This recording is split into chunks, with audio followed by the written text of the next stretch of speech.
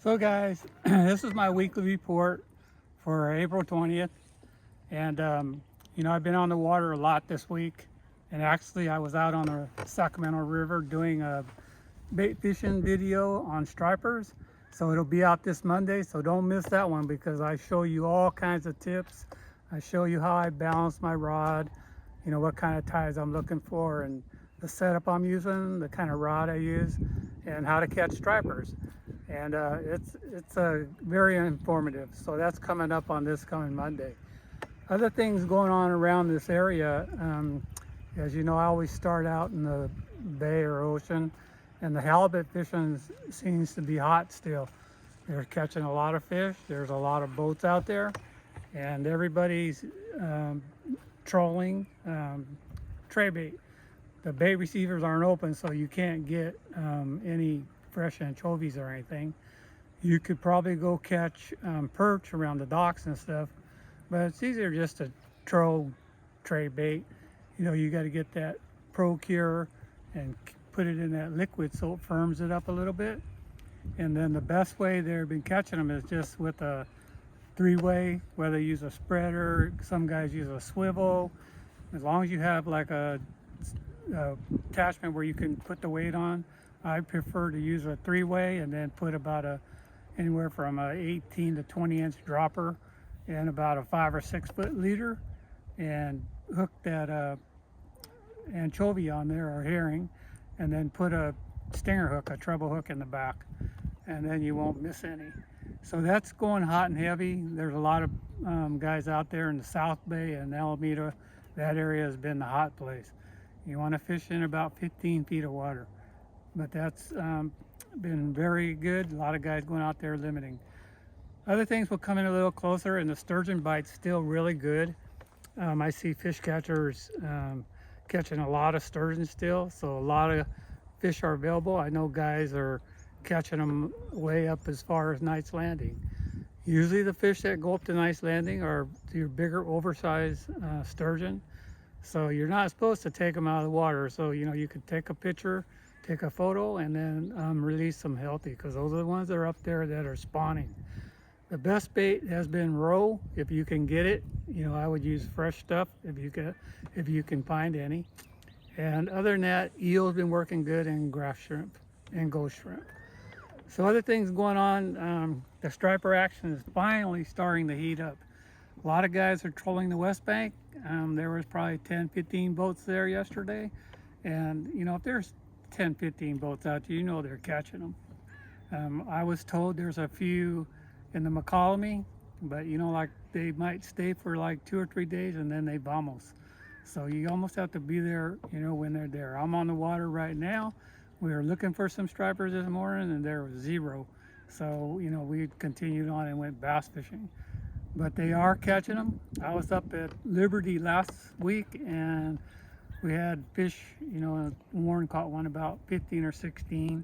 I caught a 10 and a 12 pounder. So, they're starting to show up. Calusa's red hot. Just got a video from Rick Teagues, and he's up in Calusa and they're slaughtering them up there. But they're all little males. And the Feather River was really good, but I think it got so many boats on that water, and then guys had to resort to using minnows, but they're still catching them, but they're all your little males. Usually on that striper run, the first group of fish that come up through the system are your small males, and then your females will come. So we're getting bigger fish down here.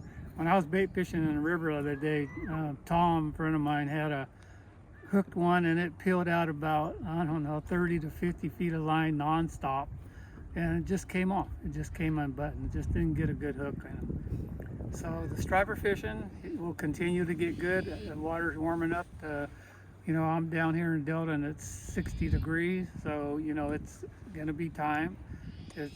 Fish will start coming up in big groves here pretty quick. So get your striper gear out, and don't forget to watch that video I did on Monday. Other things going on, like I told you, I'm down here right now. We're bass fishing, and the water is cleaned up tremendously compared to last week. It's about the same warmth, but the water's cleared up. We caught some nice fish today. Denise caught her personal best which isn't very big. It was 7/16, but it was big for her. And I caught one, I don't know, it's probably close to 6, and I dumped a couple big ones that jumped off, so I got a good vision of them, and they came off. But I think we probably put 10 or 12 in the boat, so it was a pretty decent day.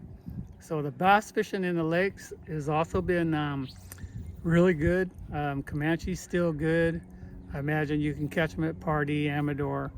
But Kurt's been going. Remember Wheelchair Kurt, that buddy of mine? He was up at Folsom twice this week, and he had 17 pounds one day and 20 the other.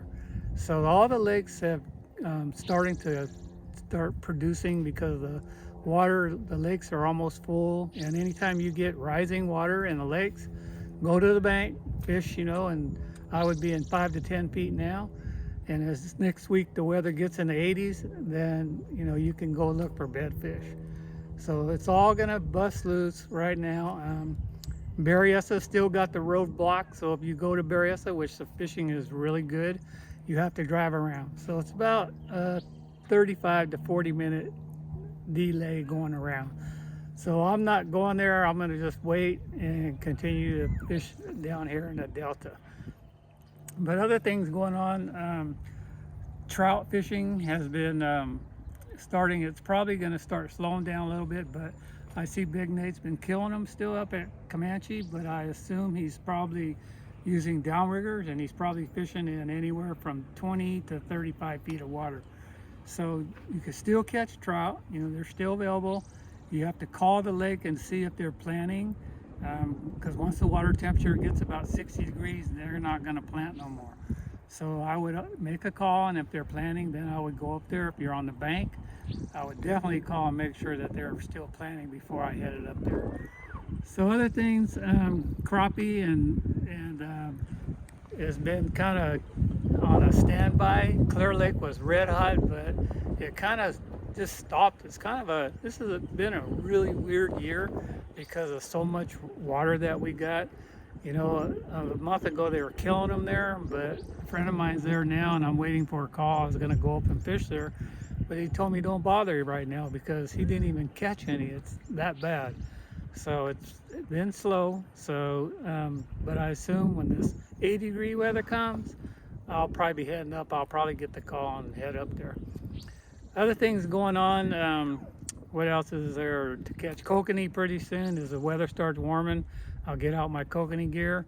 Right now, if you go to Buller's, you shouldn't have any problem catching limits. It's been fishable for the last month. People have been catching a lot of fish. All the Sierra lakes are still probably closed. You probably can't get into them. So, we're going to have probably a week or two of warm weather, and then they'll start opening those lakes. And then I'll start heading up there for kokanee.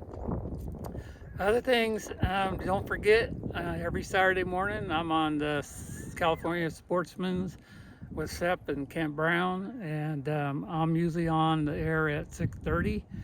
And if you're on your way fishing, put it on 1140 on the AM dial, and you can listen to my current reports.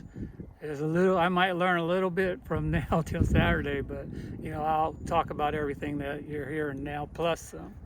So other than that, fishing's gonna break loose anytime. It already has for me. So, hit that like button and also subscribe because it'll help my channel out a lot. If you want to leave me a comment, click that button on the bottom, leave me a comment, and within 3 days or so, usually before that, I'll get back to you. So that's my report for this week, and I'll talk to you guys next week.